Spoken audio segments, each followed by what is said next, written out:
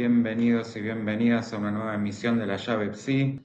Sepan disculpar estos minutitos de demora. Nada, cuestiones renegando con la compu un poquito. Pero bueno, aquí estamos finalmente en este espacio habitual de todas las semanas.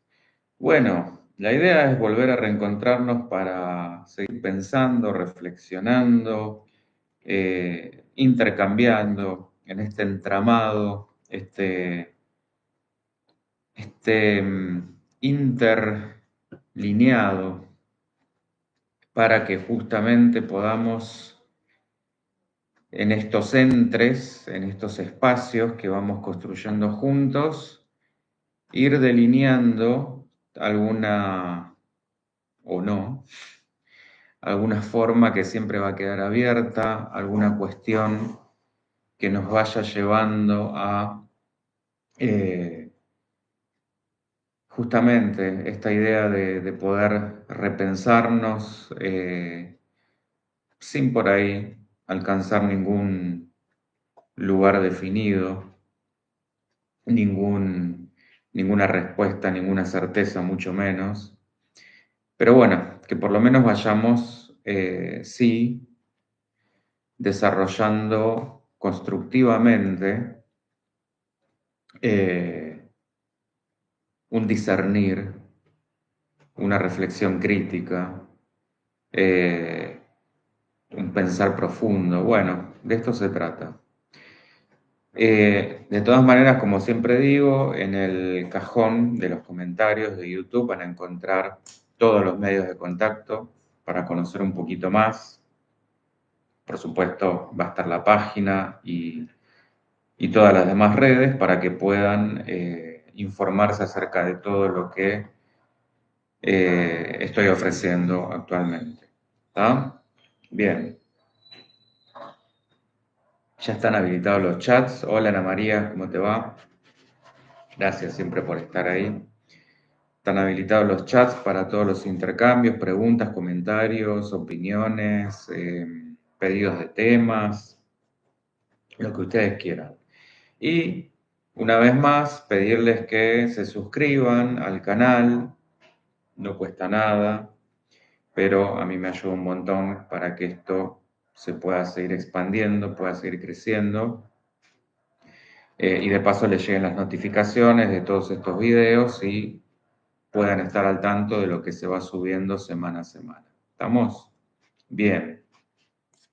Bueno, sin más demora vamos a ir al tema. Esto es la continuación de lo que vimos la semana pasada. Ustedes se acuerdan que habíamos iniciado con esta cuestión de el diálogo. Habíamos visto esta diferencia entre las conversaciones, las discusiones y las peleas. Bueno, hoy voy a seguir con esto, pero nos vamos a adentrar un poquito más en el tema de la comunicación, en el tema, a profundizar un poquito más con la cuestión del diálogo, y vamos a meternos con el tema de los esquemas, de las distorsiones cognitivas, de las falacias una vez más, de justamente qué pasa en aquellos momentos donde no logramos entendernos, por qué no nos logramos entender y qué podemos hacer al respecto.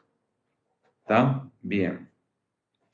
Bueno, ¿se acuerdan que la semana pasada les traje un poquito esta cuestión de este filósofo, perdón, sí, bien digo, filósofo y pedagogo, Nicolás, para los nuestros, Burbules o Burbuls, no sé cómo se pronunciará, que habla de un espíritu del diálogo, es decir, una capacidad de poder mantener en suspenso muchos puntos de vista y al mismo tiempo como el interés básico para crear un significado común. Y para eso va a hablar principalmente de un compromiso, una búsqueda en común de conocer, de acordar o de comprender. ¿Se acuerdan que vimos especialmente esto del diálogo como conversación y el diálogo como indagación? Y que el resultado, así como dije en la introducción, va a ser siempre incierto, poniendo el foco en el argumento del otro y la posibilidad abierta de modificar el propio. También recuerden esta definición de inteligencia que les traía tomada de Beatriz Sarlo, de poder ser capaces de cuestionar o de poner en duda nuestras propias ideas. Se trata no solo de admitir a un otro con quien no siento, no valoro ni creo de la misma manera, sino de hacer voluntariamente ese trabajo en pos de la relación a la que podemos pensar cómo, y esta figura que hace me encanta, como un préstamo recíproco de pensamiento. Pensar la relación como un préstamo recíproco de pensamientos en lugar de una guerra de fuerzas. Así pasamos de dos islas al compromiso de un proceso simbólico y sinérgico, donde esos dos como mínimo, ¿no? Obviamente pueden ser más, ahora se relacionan cognitiva y afectivamente y se construyen, yo diría co-construyen, para formar una tercera cosa, una tercera entidad. Y hay muchas cuestiones que ahora vamos a ir viendo, que podemos tomar como barreras para el diálogo, diferencias de todo tipo, pero que también pueden ser una oportunidad para dar valor a esa diferencia. Y es que precisamente en la diferencia va a estar el valor. Pensémoslo de la siguiente manera, sería muy fácil llevarnos bien, sin diferencias. No hay ahí ningún tipo de trabajo ni mérito, no hay esfuerzo. En la diferencia es precisamente donde aparece el poder que puede ser usado para imponer o contenido para cuidar. Y ojo, el diálogo no pretende en absoluto borrar la diferencia, tampoco consensuar o persuadir. Lo que hace el diálogo es mantener las diferencias, generando el cuestionamiento del otro y el propio. Es en esa interacción donde el acuerdo adviene, pero sin ser una meta. La diferencia va a provocar la relación y donde por supuesto va a ser necesaria una condición de reciprocidad, donde ambos aprenden a la vez que enseñan. Se da un intercambio, una retroalimentación. Y enseñan no en un sentido de una asimetría del tipo maestro-alumno, sino que enseñan su mundo, es decir, un aspecto desconocido o una mirada que el otro hasta ahí no tenía en cuenta. Otra forma de ver las cosas. Y este autor va a recurrir al término afección, que implica un esfuerzo excepcional que solo es posible a través del amor. Entendiendo que va a tener un propósito que va a ser mejor la relación. Esto es clave. Porque toda relación, todo vínculo significativo, ya sea una pareja, ya sea una amistad, ya sea una familia, requiere un esfuerzo excepcional que solo uno puede llevar adelante a través del amor. Porque permite suspender el juicio hasta comprender al otro. El diálogo tiene que tener un fin teleológico, que esto es lo que dije recién, entendiendo que tiene un propósito que es lo que va a hacer mejor la relación. Volviendo al comienzo, lo que vimos la semana pasada, dejando de lado dogmas e intransigencias. Y para esto tenemos que prestar atención, él va a decir, este autor, a tres reglas. La regla de la participación, donde los dos o más participantes van a estar igualmente habilitados para preguntar o discutir otros puntos de vista. La regla del compromiso, donde cada uno debe comprometerse a sostener un cierto grado de apertura en sus posiciones, es decir, si hay rigidez, no va a ser posible una comunicación sana ni una comprensión. Y esto requiere también un cierto grado de generosidad, sin caer en manipulaciones cuando hay desacuerdo o agresividad involuntaria, y ni hablar de voluntaria, cuando se dan humillaciones donde ya hemos cruzado el límite del respeto, como también vimos la semana anterior. Y finalmente, 3, la regla de la reciprocidad, que es corrernos de toda idea de privilegio, de sesgos, de autoridad, de creer que se sabe más o se es más. Incluso en aquellas áreas y temas en los que uno puede ser especialista o experto, retomando esta idea de que los pensamientos se prestan, van y vienen en esta relación dialógica. Todo el tiempo estamos enseñando y aprendiendo sin que esto modifique el estatus en la relación. ¿Estamos? ¿Se va entendiendo? O sea, hasta acá lo más importante es considerar el diálogo como una relación que puede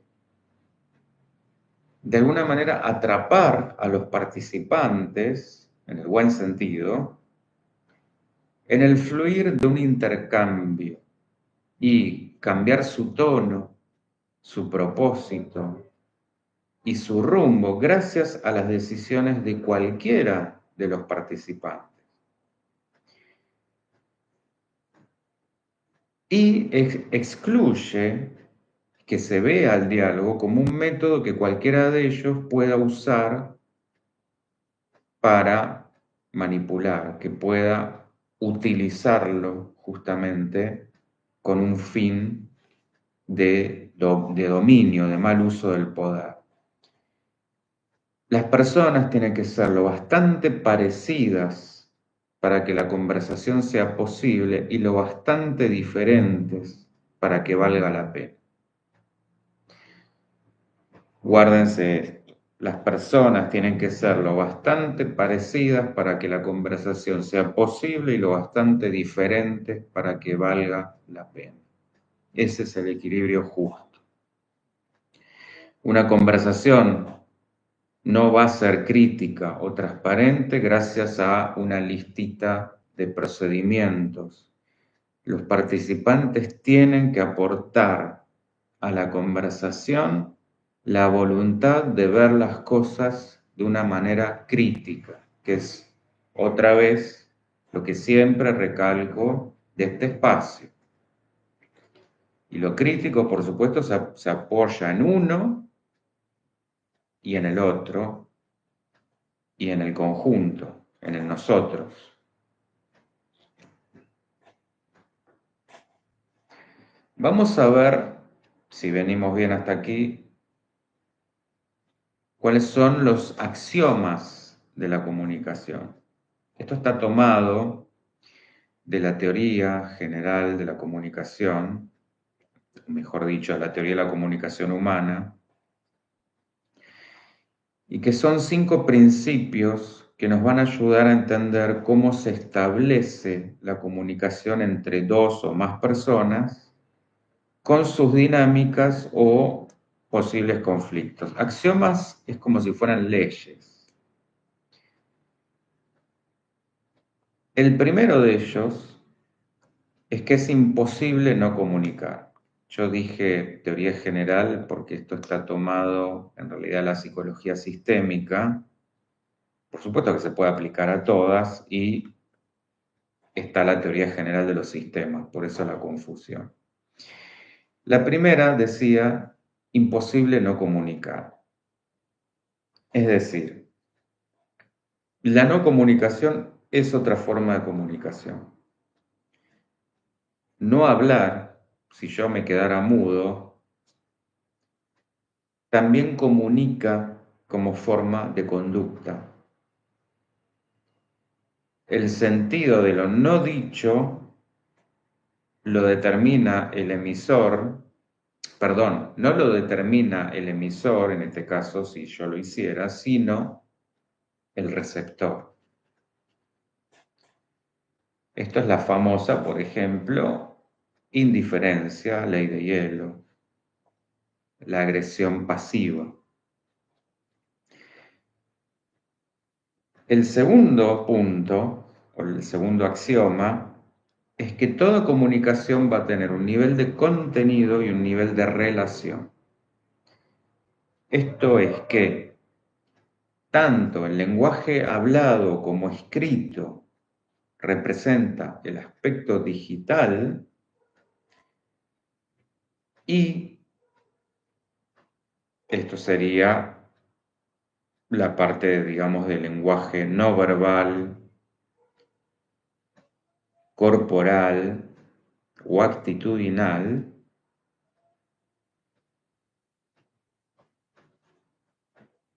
en su parte, como dije, digital.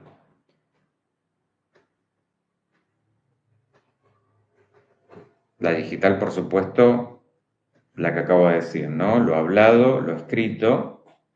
En tanto, esta otra parte, lo no verbal, corporal, actitudinal, tiene que ver con lo analógico y expresa más que aquello a lo que se limita la palabra o la escritura. Es decir, hay una parte de lo que yo transmito y hay una parte adicional a lo que transmito que tiene que ver con la relación en sí. Tercer punto es que la naturaleza de una relación va a depender de la puntuación de las secuencias de comunicación. ¿Qué quiere decir esto? Es decir,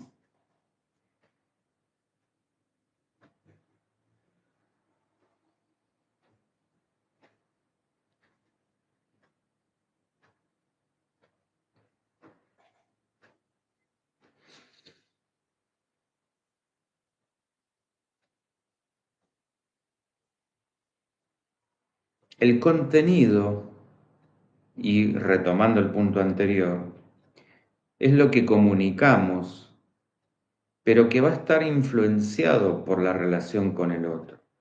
Por eso se da como una comunicación de la comunicación. Es decir, ese contenido va a tener significados distintos en función de quién lo diga y va a ser interpretado de manera diferente. Pasa a ser más importante la relación que el contenido del mensaje. Y esto de la puntuación esto se aplicaría a lo que dije antes, en esto de el nivel de contenido y el nivel de la relación. La puntuación en la secuencia de los hechos, que este sería el cuarto punto, o el tercero, mejor dicho, perdón por marear, es que cada parte va a resaltar aquello que desee y cuando no se da la coincidencia, se culpa al otro. Es decir, yo voy a tomar y focalizar, que ahora lo vamos a ver cuando veamos las distorsiones, algún aspecto donde voy a poner la puntuación, donde voy a hacer un resaltado, y la otra persona, otro, y ahí es donde viene el ruido. Ejemplo, me enojo porque no me hace caso y el otro puede argumentar, no le hago caso porque se enoja. Y ahí quedamos. Entonces así cada uno se va a asegurar el no cambio y se perpetúa el problema. Entonces, para hacer un repaso y decirlo correctamente, porque acá yo hice medio un embrollo. Primero tenemos, imposible no comunicar. Segundo, esto de que la comunicación tiene un nivel de contenido y un nivel de relación, es decir, el contenido es lo que transmitimos, pero va a estar influenciado por la relación con el otro. Es decir, según quien lo diga, lo puedo tomar o interpretar de una distinta manera. La puntuación en la secuencia de los hechos, esto de dónde pongo el foco, el aspecto digital, es decir, todo aquello hablado y escrito, y el aspecto analógico, que es esta parte de lo no verbal, el lenguaje corporal, los gestos, lo actitudinal, que dice mucho más de lo que nos está diciendo la palabra o la escritura. Y justamente el tema está acá cuando no coinciden. Y finalmente tenemos la simetría y la complementariedad de las interacciones. Esto está relacionado al uso del poder. La simetría va a suponer la igualdad de roles, como por ejemplo en una pareja, o lo que debiera ser una bien llamada pareja, pares, y la complementariedad se da por la diferencia de jerarquías que puede, imaginen por ejemplo jefe-empleado, maestro-alumno, que puede marcar el tono de esa comunicación, donde se puede dar un direccionamiento vertical u horizontal, es decir, una forma más autoritaria o más democrática. ¿Está? Están muy callados. ¿Dudas, comentarios, preguntas? ¿Se va entendiendo?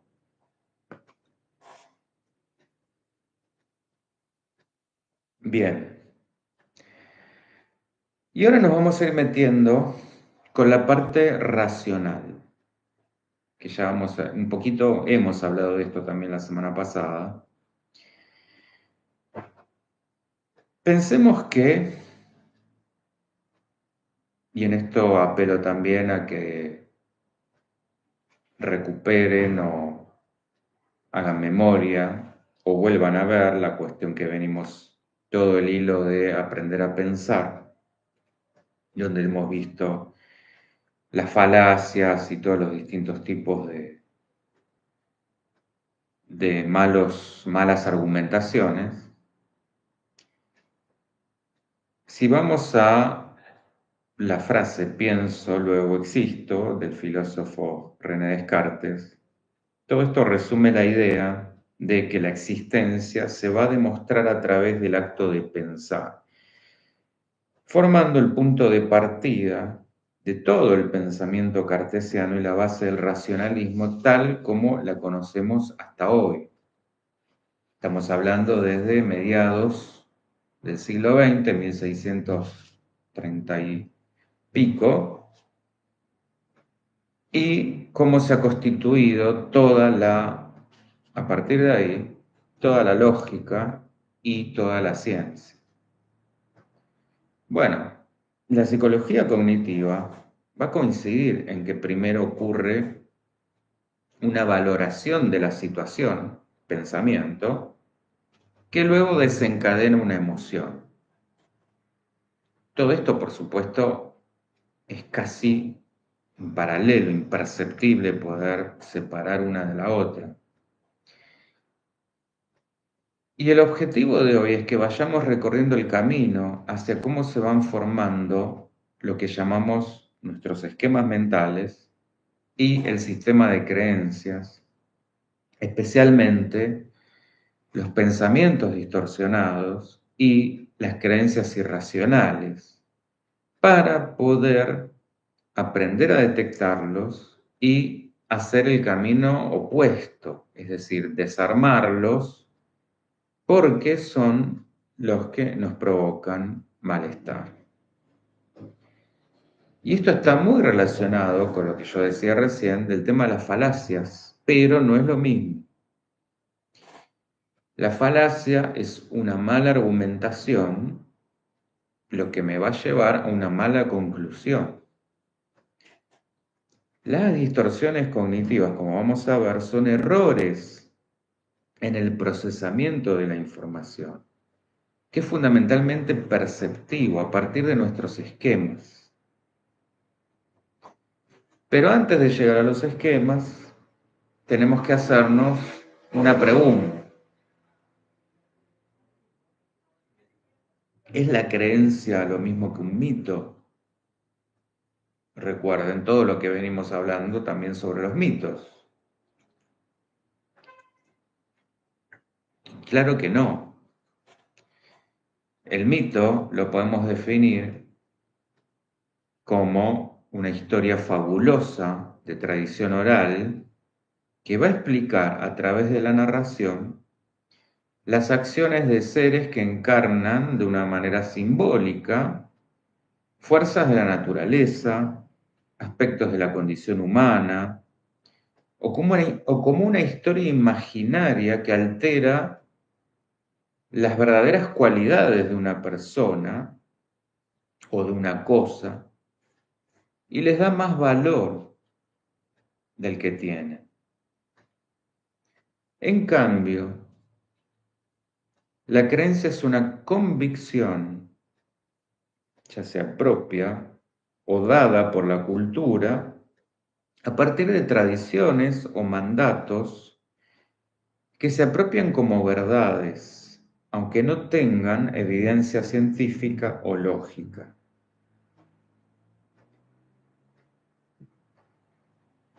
Pero aún así son fundamentales en la construcción de nuestro sentido de identidad y a partir de ahí en cómo nos movemos en el mundo. Entonces, si el mito es una percepción del mundo, como creo que es el mundo, la creencia es un convencimiento de cómo es el mundo. Esta es la gran diferencia. Ambas van a estar formadas por representaciones. ¿Esto qué es? Es una imagen o una idea cargada de emotividad que sustituye otra cosa.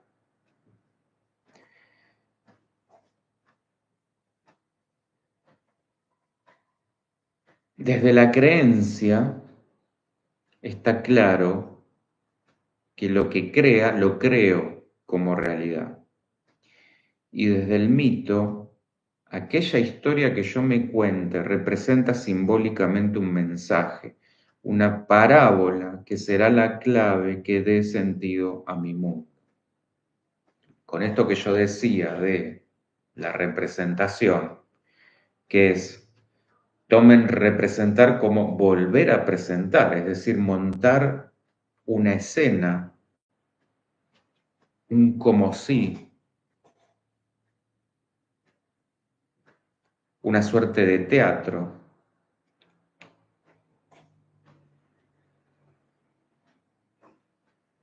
Para lo cual el mejor ejemplo es la metáfora, que es justamente lo que está ahí en lugar de otra cosa.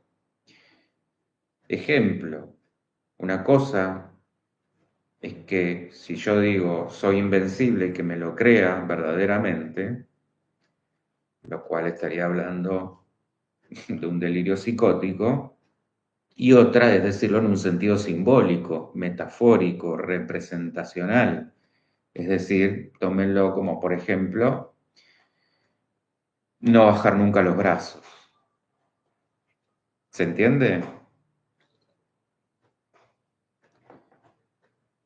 Y los esquemas están configurados por un conjunto de estas representaciones, como si la representación fuera la unidad mínima del esquema.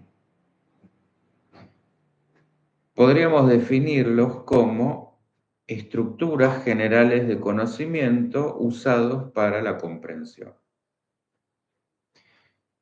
Es decir, es la función de la mente para ordenar y organizar la información para poder situarnos y movernos en el mundo. Los seres humanos protegemos los esquemas.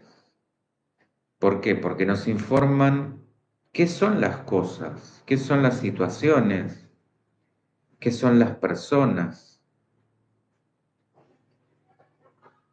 Piénsenlo como formatos en el sentido de una suerte de código o lenguaje que permiten el ingreso de la información. El formato especifica cómo tiene que ser esa información, cómo debe estar codificada, para que sea interpretada de modo coherente. Por ende, son constitutivos de cada persona. Es decir, van a constituir experiencias previas y a su vez permiten anticipar el futuro. De hecho, se pueden definir como anticipaciones, porque si no tenemos el esquema, es como si fuéramos ciegos a nuestra realidad. Guían nuestra comprensión de la realidad, la sostienen. Por eso se dice como que son los anteojos con los cuales percibimos nuestra realidad, nuestro mundo. No es pensarlo únicamente como el plan, el gran plan que cada uno se puede trazar, el guión, el libreto, sino como el ejecutor de ese plan, como una suerte de programación. ¿Está? Bueno, yo a esta altura no sé si está saliendo todo ok porque no tengo feedback. Pero bueno. ¿Y dónde? La psicoterapia está invitada a modificar estos esquemas. Pero ojo, no a romperlos. ¿Vieron esa famosa frase, no me rompan los esquemas? Bueno, ¿por qué? Porque son la estructura edilicia de la mente. Toda la mente funciona a través de esquemas que están interconectados entre sí. Los chistes, como diría el buen amigo Freud, como una de las formaciones sustitutivas, nos hacen reír porque alteran los esquemas. Como todo valor de lo metafórico, de lo artístico, se sale de todo libreto. Pero ¿qué pasa? Movernos en base a esquemas es económico. ¿Qué quiere decir esto? Hola Miriam, ¿cómo te va? Esto quiere decir que nos dan una sensación ilusoria de alivio frente a la incertidumbre. Es decir, sentimos que nuestros recursos son más productivos al tener una cierta sensación de control.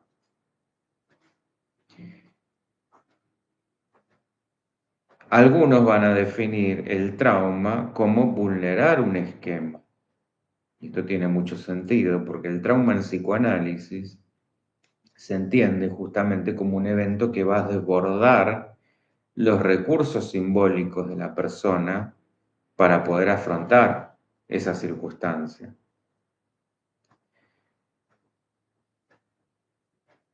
Los prejuicios también son esquemas.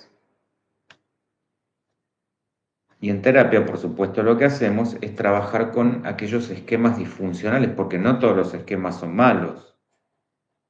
Es decir, trabajar con aquellos que no le permiten al sujeto llevar la vida que quisiera llevar.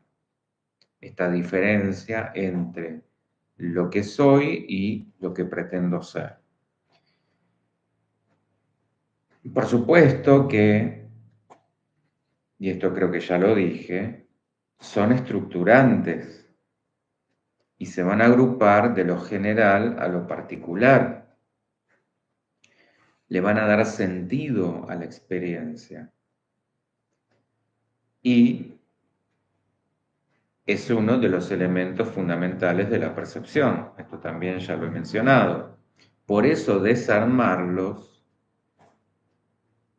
tenemos que hacerlo por la vía inversa, es decir, de lo particular a lo general, como decir, de abajo hacia arriba de ese edificio y no al revés, porque si yo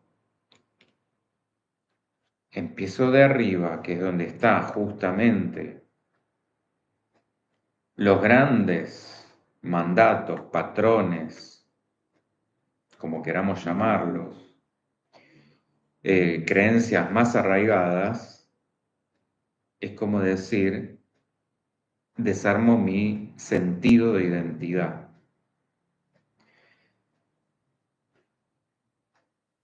Acá es a la inversa de pensar en, porque podríamos pensar que desarmar un edificio tendríamos que ir, no, bueno, tiene sentido. O por ahí piénsenlo más como un Shenga mental, donde vieron que tenemos que ir sacando muy de a poquito, con mucha prudencia, las piezas para que no se desmorone todo. Bueno, esto es más o menos la misma manera. Pasa que si yo empiezo en un edificio, si empiezo de abajo, obviamente se va a caer todo. Es por la vía contraria a lo que en ese sentido indica la lógica. Pero sí, tenemos que empezar de abajo porque solo así llegamos a lo que está más profundamente arraigado. Y la psicología de corriente cognitiva conductual va a plantear que el sufrimiento proviene de distorsiones cognitivas y creencias irracionales que son las que alimentan los esquemas. Que no son lo mismo, no es lo mismo una distorsión cognitiva que una creencia irracional, aunque se relacionan bastante. Las distorsiones cognitivas, como ya dije, son errores en el procesamiento de la información, una mala o sesgada interpretación de la realidad. Ustedes me dirán cuál realidad. Bueno, por supuesto que la propia del sujeto, en contraste con evidencias de su propia historia que avalen lo contrario. Esto es decir, cómo está percibiendo la realidad, su realidad. En cambio, las creencias irracionales son ideas profundas, arraigadas sobre uno, sobre los demás o sobre el mundo que tienen carácter de ley y que por supuesto van a influir sobre las distorsiones y las distorsiones van a influir sobre las creencias reforzándose una y otra. ¿Está? ¿Dudas, comentarios, preguntas hasta aquí? ¿Cómo venimos? Bueno, vamos a ver cuáles son.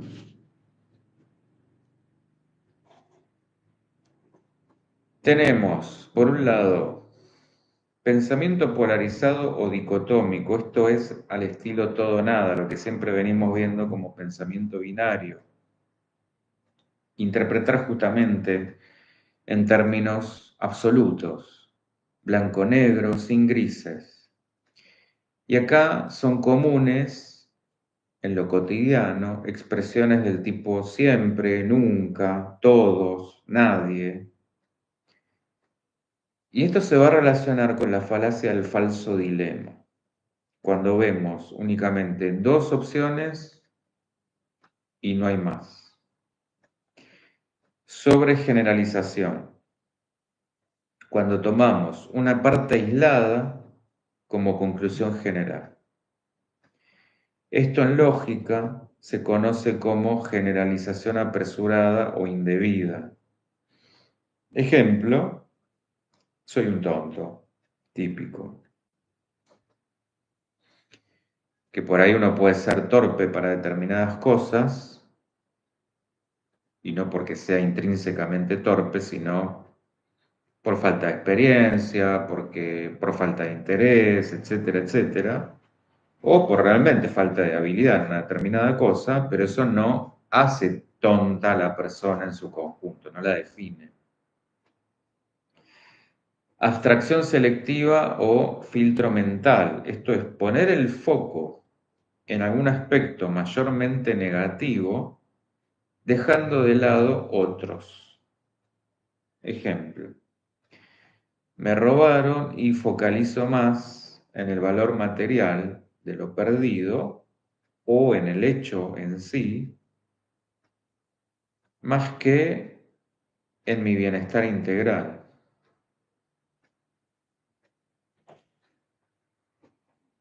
O, no sé, ya que estábamos con el tema de haber discutido, haberme enojado por algo, y me quedo ahí, en lugar capaz de que ya pude resolver el problema, y no, sigo enganchado. Descalificar lo positivo o negativismo, esto es contrario al anterior. Dejo de lado arbitrariamente aspectos positivos. Por ejemplo, me saco un 9 y reniego por no haberme sacado 10. Sacar conclusiones precipitadas, esto es, anticipar conclusiones, por supuesto, negativas, sin evidencia. En lógica, esto se conoce como relación espuria al vincular dos eventos que no tienen relación entre sí. Esto lo habíamos visto en el tema de las falacias. Y vamos a encontrar dos subtipos. La lectura del pensamiento, que esto es asumir o presuponer sobre el otro, esto es típico de peleas de pareja. Seguro te olvidaste de lo que te dije. Seguro hiciste o vas a hacer tal cosa.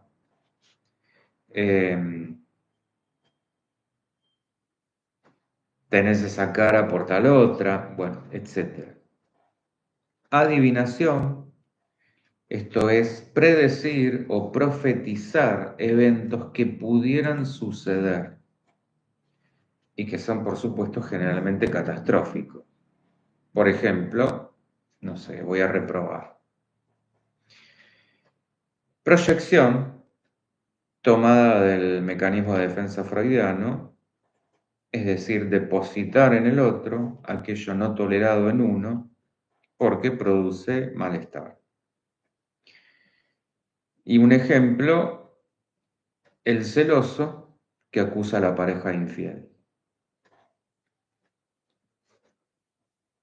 Magnificación y minimización.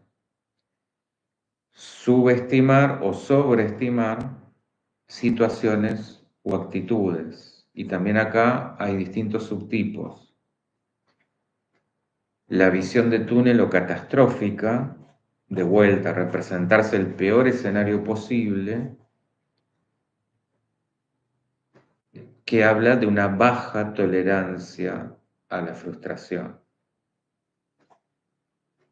Esto es a diferencia de la adivinación, que tiene que ver con una suerte de profetización. Esto es en el tiempo presente. Ejemplo, no sé, tengo algún síntoma de algo y siento que me voy a morir, por ejemplo. Tiene que ver con la representación que me hago de aquello que estoy viviendo. La negación, opuesta a la anterior, la tendencia a negar problemas o equivocaciones. Por ejemplo, no pasa nada frente a lo que puede ser un escenario de violencia en una relación. Y no es ni siquiera minimizarlo, es directamente negarlo. Razonamiento emocional, esto es racionalizar las emociones, contrario al mecanismo freudiano de racionalización. Es decir, se racionaliza lo que se siente. Por ejemplo, no sé, pienso que estoy triste, o sea, le estoy poniendo pensamiento a una emoción.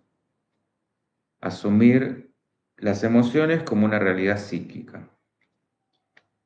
Debeísmo o deberías. Bueno, estas son reglas rígidas sobre cómo deberían, a mi criterio, ser las cosas sin medir el contexto. Por supuesto que responden a mandatos personales o sociales. Por ejemplo, no sé, debería adelgazar.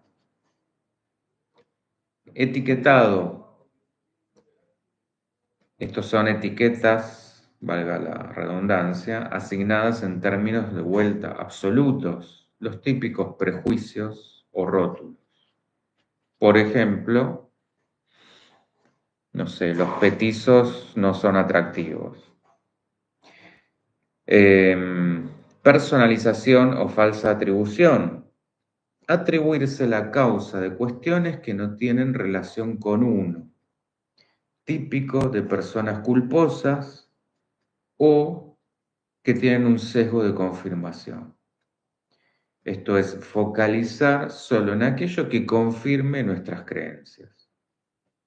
Y está relacionada con la falacia de control en el sentido de creer que todo sucede por uno, ya sea por culpa o por narcisismo.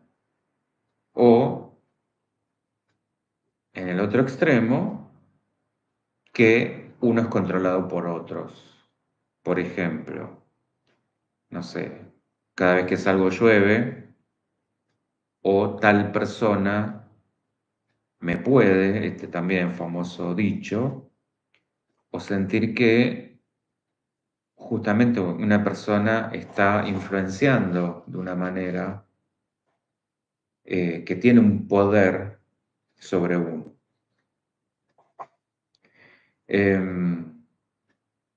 De vuelta, acuérdense, las distorsiones no son lo mismo que las falacias.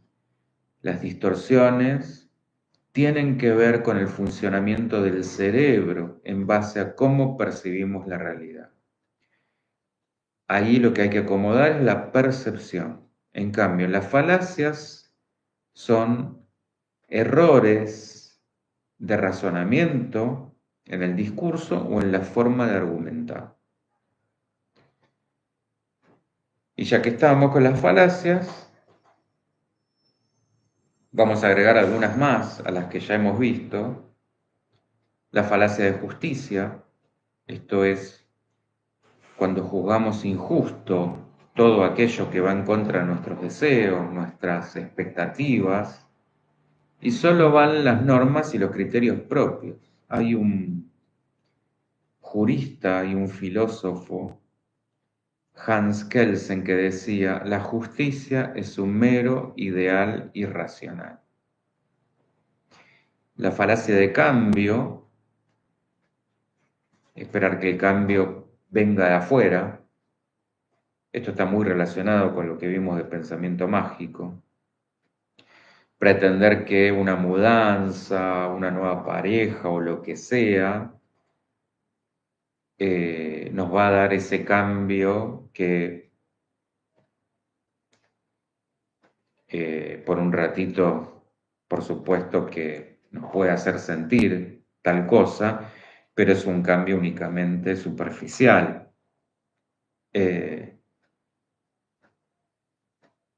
Nada va a cambiar lo que no se cambie interiormente. La falacia de razón, que abarca toda la charla que vimos la semana pasada y la de hoy, y a todos, porque todos creemos y queremos tener la razón, pero tenemos que entender que la razón circula.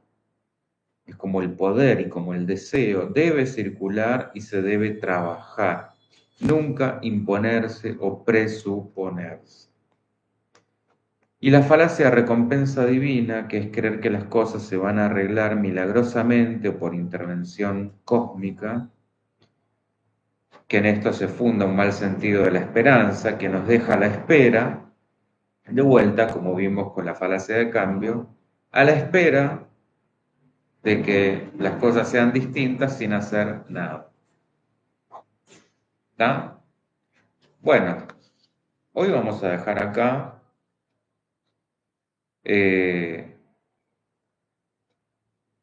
para continuar la semana que viene con justamente cómo desarticular todo esto y meternos también en la dimensión kármica del asunto, la dimensión espiritual, en esta justamente propuesta de que todo se relaciona y abarcar todas las dimensiones del sujeto. ¿Estamos? Bueno, lástima, nada, los comentarios que no sé si hubo o no hubo, pero no me llegaron. Pero bueno, ustedes ya saben que igual los pueden dejar y los retomaré la semana que viene para que podamos justamente tener un rico intercambio, que eso es lo que apunto. No, gracias a vos, Eva. Bueno, espero eso, que haya sido claro, que sirva,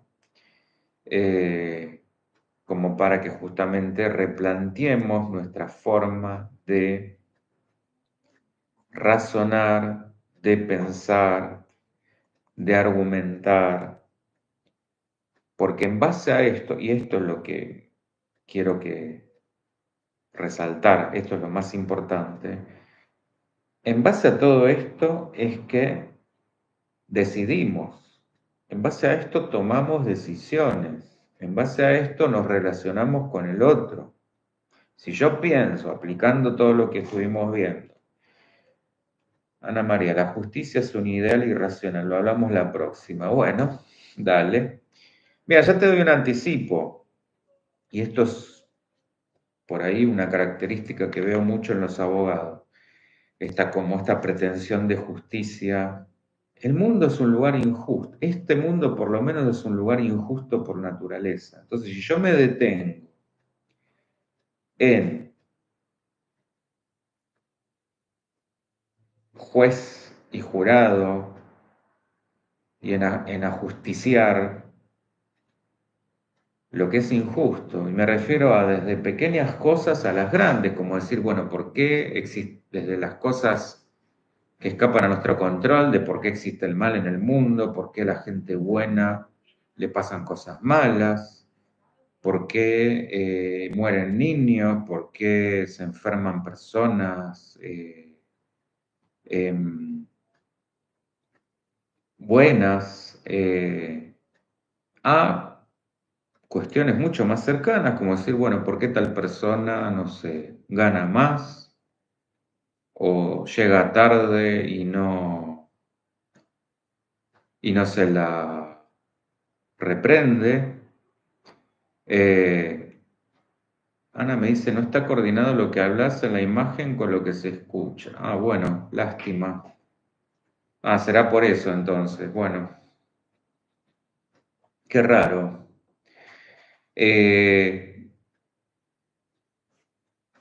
Bueno, esto que decía, si yo pongo el foco en todo lo que pasa de injusto, que puede serlo o no, porque también es inchequeable, nunca sabemos si esa persona, porque todos somos diferentes, amerita un trato diferente o si tiene algún tipo de favoritismo, que esto también sucede, y qué precio se estará pagando para tener ese favoritismo, pero acá es donde entra lo del karma, que veremos la semana que viene. Pero bueno, si yo me detengo en eso, en lugar de focalizar en lo mío, estoy perdiendo el foco. Me estoy quedando con esta pretensión de justicia que no va a suceder porque escapa a mi control, en lugar de hacer mi trabajo. Acá está el punto. Pero bueno, es un anticipo y lo vamos a hablar, como vos bien decís, Ana, la próxima. Pero quiero que esto quede. Es decir, en base a esto, nosotros muchas veces asumimos cosas, las damos por hecho. Piensen en el ejemplo de la lectura de pensamiento, esto de como ya creo que te conozco, que en realidad acá está el problema, porque es donde ya ahí nos cerramos, nos rigidizamos, no permitimos que esto circule, creo ya haberme formado una imagen del otro, una imagen simbólica del otro, ocupa un espacio simbólico, y a partir de ahí ya quedo cerrado a la experiencia, no escucho, no aprendo, por lo tanto, tomen lo que vimos la semana pasada, empiezo la invalidación, la descalificación, la anulación del otro. Miriam, exacto, es la base encarnada en el ser, desactivarla serían más livianas algunas cuestiones. Totalmente. Donde se da esto, lo maravilloso de una relación profunda, una conexión en el sentido de me permito, con lo que decía Beatriz Sarlo, cuestionarme a mí mismo a partir del intercambio con el otro. Esto no quiere decir que yo me aleje de mis convicciones, es decir, me mantengo firme en mis convicciones, pero al mismo tiempo abierto a escuchar alguna otra perspectiva que me pueda hacer reformular. Porque uno no es ni un esquema cerrado, porque si creo que soy eso, estamos en el horno, no tengo oportunidad no hay retroalimentación para seguir creciendo, como decir, este es mi tope, mi máximo, hasta acá llegué, y que esto no va, que no quiere decir que me aleje de mi esencia, porque mi esencia tiene que ver con las cuestiones éticas, es decir, no voy a dejar de ser la persona que soy, pero sí seguir creciendo a partir de quién soy. Es decir, esto es como, bueno, soy palmera, voy a ser mucho más palmera. Voy a seguir creciendo como palmera, sin dejar de ser palmera. Este sería como un ejemplo. Y el otro, lo mismo. Pero justamente donde el otro me valida como palmera y yo valido al otro como, no sé, lo que sea, el hecho, qué sé yo, siguiendo la analogía. Este es el punto. Y donde cada uno se enriquece a sí mismo y del otro.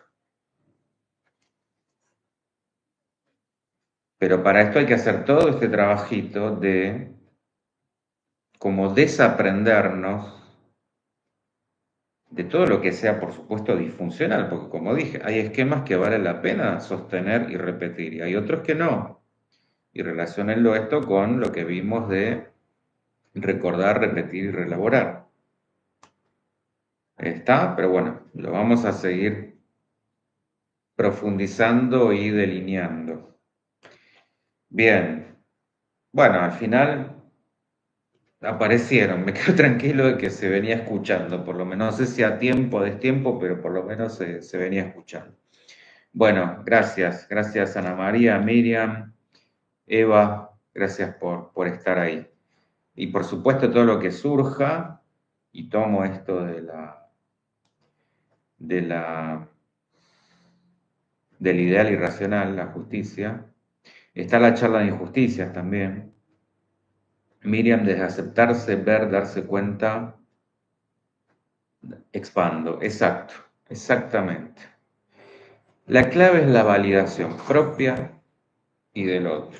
No cerrarme a la experiencia, no cerrarme a lo que el otro pueda aportar, aún así sea contrario a lo que yo pienso. Una cosa es que tengamos un sano desacuerdo, que esto es lo que enriquece las relaciones. Todo sería muy chato si estamos absolutamente de acuerdo en todo. Pero insisto, una cosa es un desacuerdo en una cuestión, otra es un desacuerdo a nivel ético, que por supuesto eso no resiste análisis. Nos vamos a poner a discutir si uno está a favor o en contra de, no sé, la guerra. Son posturas irreconciliables, porque eso sí va con la esencia. Otra cosa es que nos pongamos a discutir sobre algo en lo que cada uno pueda enriquecer el mundo del otro sin cambiarlo, o donde uno esté dispuesto a reformular su idea, pero porque uno lo decide a partir del aporte del otro. Este es el punto. Bien, bueno, continuará. Nos vemos la semana que viene. Muchísimas gracias. Chau, chau.